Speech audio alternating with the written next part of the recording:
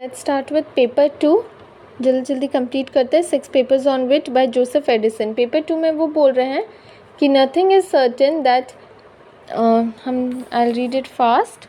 Nothing is certain than that every man could be wit if he could. अगर हर कोई चाहता है, ये कोई सर्टेन नहीं है कि ये मैन ही विटी मैन हो सकता है, कनिंग पर्सन हो सकता है, this man can only have intelligence, but कोई भी मैन वैसा हो सकता है। ठीक है, अगर वो चाहे तो वो अपने आप को बदल सकता है। ओके, तो फर्स्ट पेपर में इन्होंने, in my previous paper I mention some of the ancient false wits के बारे में बात किए थे। राइटर ने some of the ancient false wit, जैसे कि एग वेग, वो सब जो था वो इजिप्ट के एंशिएंट फॉल्स राइटर्स नहीं, एंशिएंट राइटर्स के बारे में बताए थे, जिन्होंने छोटे छोटे पोएम्स को लिखा था। ठीक है, and in this one I'll show the readers 2 or 3 more species that flourished during the early ages of the world। तो इसमें भी वो 2 या 3 वो सब स्पीशीज़ के बारे में बात करेंगे जो कि अर्ली एजेस, मतलब पहले वर्ल्ड में फ्लरिश हुए थे। ठीक है, आई विल स्टार्ट विथ लिम्पोग्रामेटिक्स। ठीक है, या फिर लेटर ड्रॉपर्स ऑफ एंटिक्विटी। किसी को स्पेलिंग नहीं पता है, so I will read out the spelling. ठीक है, क्योंकि हमको लगता है कि मेरा हैंड राइटिंग समझ नहीं आता है। So write it down all of you. Lipogrammatists, LIPOGRAMMATISTS। ठीक है, लिपोग्रामेटिक्स, वो पहले वो स्टार्ट कर रहे हैं लिपोग्रामेटिक्स से, जो कि या फिर उसको बोला जाता है कि letter droppers of antiquity. Letter LETTER, letter droppers, the simple spelling of droppers of antiquity, ANTIQUITY, who made an exception for no apparent reason against a particular letter of alphabet, जो कि एक एक्सेप्शन बनाए। ठीक है, with no apparent reason, वो जो भी exception बनाए उसका कोई अपेरेंट या फिर कोई स्पेसिफिक रीज़न नहीं दिए। ठीक है, of a particular letter in English alphabet, refusing to allow it even once into a poem।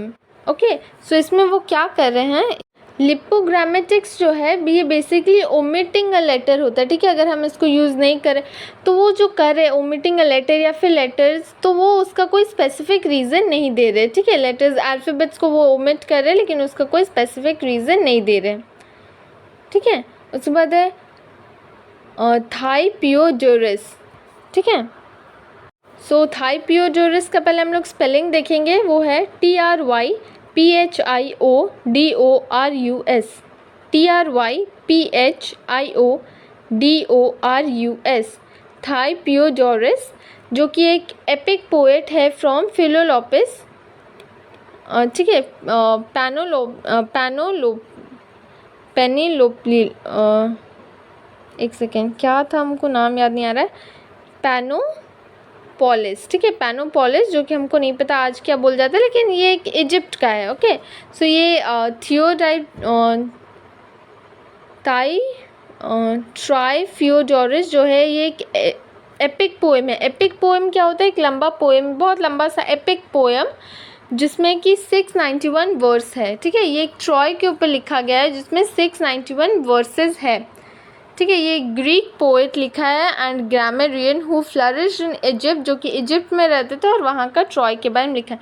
Egypt और ग्रीक्स के बीच में लड़ाई हुआ था, यानी कि ट्रॉय और ग्रीक्स के बीच में लड़ाई हुआ था। ठीक है, तो ये सब ट्रॉय वॉर के ये में, तो ये बहुत पहले ये लिखा गया था, जो कि ग्रीक पोएट ने लिखा था। ठीक है, सो जो इसके बारे में इन्होंने लिखा है, जोसेफ एडिसन ने, उन्होंने लिखा है कि Trifidorus, for example, was a master of this type of writing।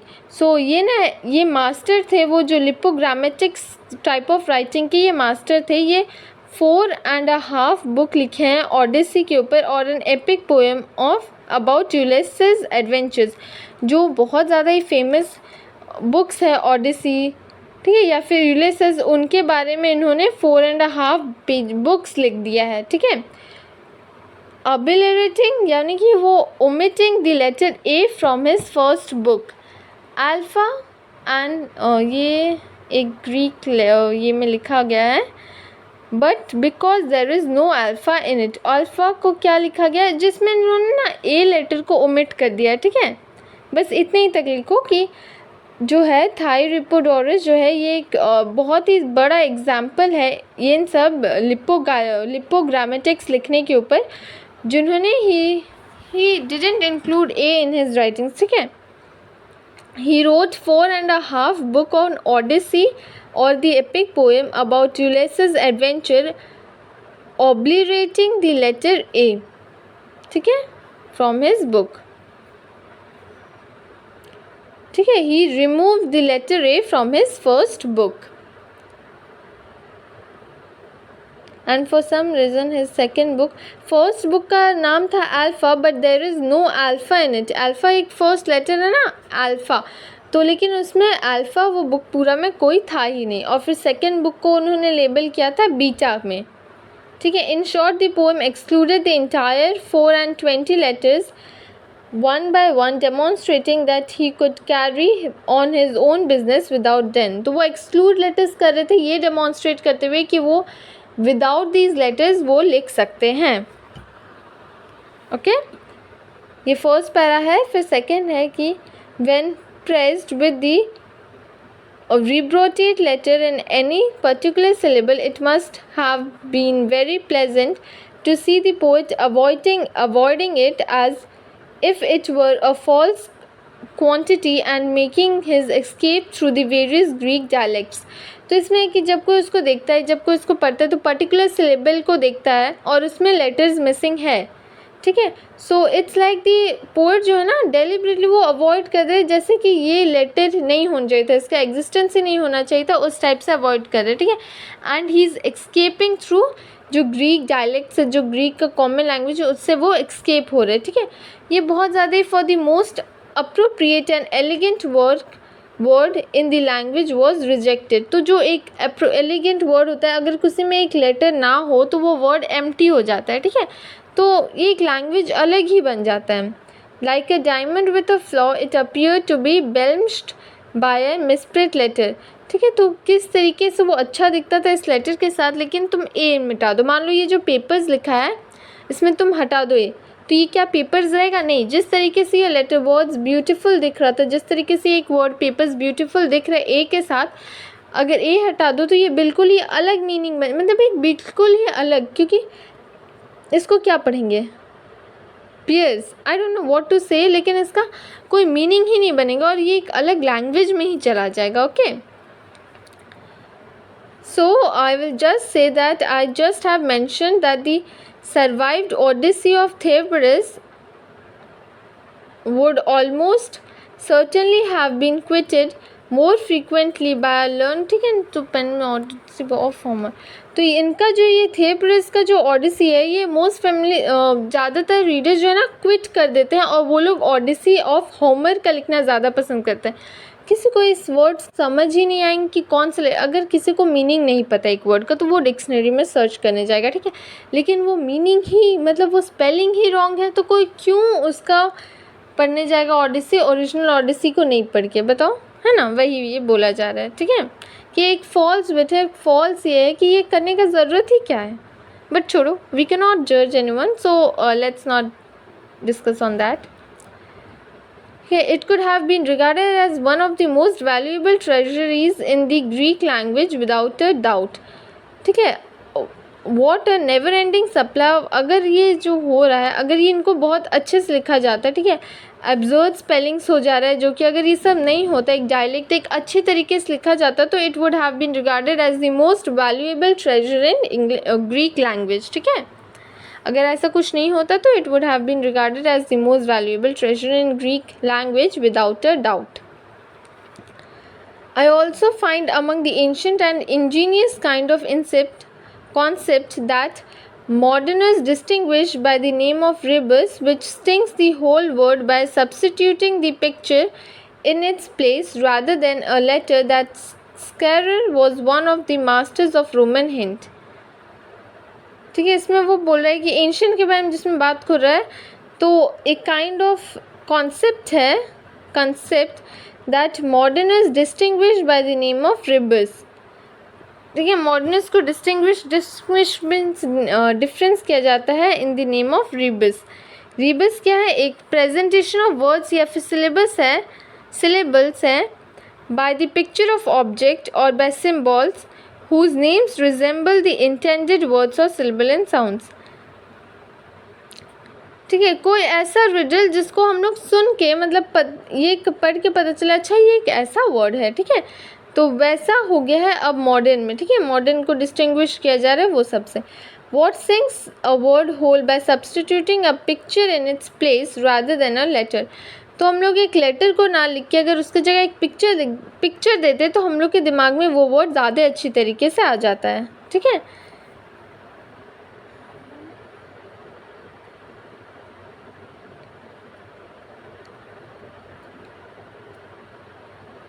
ठीक है, तो जब स्कार जो था he was one of the master of Roman mint, वो एक एलिफेंट को बनाया एक वर्ड्स के ऊपर, ठीक है. तो अब से क्या हो गया कि जो प्यूनिक वर्ड है स्कार उसका मतलब एलिफेंट होने लगा. This was a deliberate use of स्कार because it was illegal for a private individual to stamp his own image on the commonwealth. लेकिन ये इलीगल था कि अपना एक कॉमनवेल्थ अपना एक पब्लिक के चीज़ के ऊपर अपना पिक्चर को लगाना, ठीक है. एलिफेंट अब स्कार्स का मतलब है ना, तो CSAR स्कार, ओके, CSAR, तो उसका मतलब एलिफेंट को वो लगा रहा है हर जगह, ठीक है. तो सिमिलरली जिस तरीके से स्कार का हुआ, सिमिलरली बहुत सारा फेमस बिल्डिंग है जिसमें कि फ्रॉग एंड लिजर्ड्स बना हुआ है, ठीक है, on the several parts of it. तो जिसका जो वर्ड है ग्रीक में मीनिंग उनके नेम ऑफ आर्किटेक्ट्स जो बनाए हैं उनका मतलब है, ठीक है. तो ये सब जो चीज़ है ये पूरी तरीके से फॉरबिडन है कंट्री में, इलीगल है कि तुम जो बनाए उसमें अपना छाप छोड़ जाना, ठीक है, अपना ये करना, ठीक है, वो सब इलीगल है. For the same reason it is thought that the forelock of the horse in Marcus Aurelius antiquate, ये सब जो है इसमें अपना छाप छोड़ना ये इंडिकेट करते हैं कि हम इस तरीके से ये एक फॉल्स विट है, एक फॉल्स ये है, ठीक है, which was okay. So this type of wheat जो ना उस समय बहुत ज़्यादा ही पॉपुलर था कंट्री मैन के बीच में, और जनरेशन 1 और 2 जनरेशन्स अगो ये बहुत ज़्यादा ही पॉपुलर था कि अगर हम कुछ बनाएं तो अपना पिक्चर उसमें बना दे दिखाने के लिए कि ये हमने किया है, ओके. और भी बहुत सारे एग्जाम्पल दे रहे हैं ऑथर, जैसे कि among the many examples, lines लिख लो, among the many examples of this kind that could have been given I will mention the device of one Mr. Newbery, Newberry, Newbery, which I found mentioned on our learned Camden remains, CAMDEN, ठीक है, Camden's remains. Camden's का मतलब होता है, इसमें कोई ऐसा कुछ मतलब नहीं है, इट्स लाइक विलियम कैंडम्स. कैंडम्स एक सिटी है, हम लोग बोल सकते हैं कि एक सिटी है न्यू जर्सी में, सिटी ऑफ कैंडम, ठीक है, उसमें भी अपना ये छोड़ा गया है रिमेन्स में, कैंडम्स रिमेन्स में. Mister Newbery hung a sign of a yew tree, YEW, yew tree,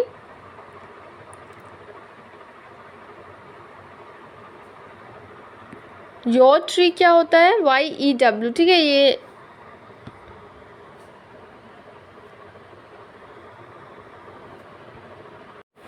ये जो ट्री है it's a long woody tree, ठीक है ना, that has a single usually tall male stream. ये एक ट्री है, ओके, मेल बेसिकली ये एक योर ट्री है जिसमें कि इन्होंने छाप छोड़ा है, अपना साइन छोड़ा है, with several berries on it, berries, okay. A great golden and hung a bough of tree which has made the word Newbery with the help of little false spelling. उसके बाद ये लिख रहे हैं कि आई विल रैप WRAP, ठीक है ना, I will wrap up this discussion with the rebus of monstrous lion. ये अब लास्ट में जो है ये बता रहे मॉन्स्टेरियस लायन के बारे में. Tearing apart a small cock, एक लायन जो कि एक कॉक को खा रहा है, which was recently horn out of free stone and erected over the 2 Belham House portals.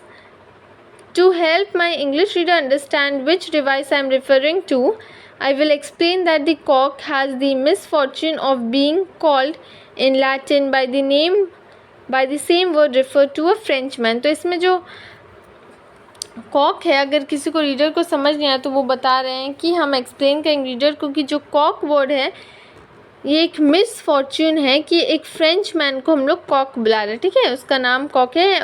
Being called in Latin by the same word refers to Frenchman despite the fact that the lion is the English nations emblem. तो इसमें बताया जा रहा है कि और lion जो है वो क्या है, एक इंग्लिश नेशंस का एम्बलम है और कॉक फ्रेंच मैन है.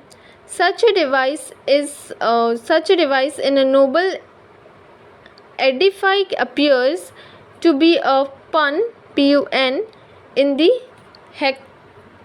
heroic poem. Heroic poem में ये सब चीज़ जो है, ये सब अगर devices appear हो तो it's like a pun. And I am sorry, the truly ingenious architect would allow the Satchery to mar his excellent plan with such a conceit. But I am hoping that what I have said will get the cock some quarter and get him out of lion's clutches. तो इसमें वो बोल रहे, इसमें तो वो पूरा story थोड़ी लिखा है कि हम लोग समझ आएगा कि क्या एक्चुअली में हुआ था, कैसे फ्रेंच मैन वहाँ पे ट्रैप हो गया इंग्लिश रीडर, एक इंग्लिश मैन का में उसका मिसफॉर्चून था, ठीक है. तो बट वी आर होपिंग कि वो सेफली बाहर आ जाए. ओके, सो ये थोड़ा सा था 6 पेपर्स ऑन विच में, ये पेपर 2 के बारे में था, ठीक है. नेक्स्ट हम लोग पेपर 3 करेंगे बट अब किसी और दिन. Bye bye, take care and do like my video and subscribe, do comment.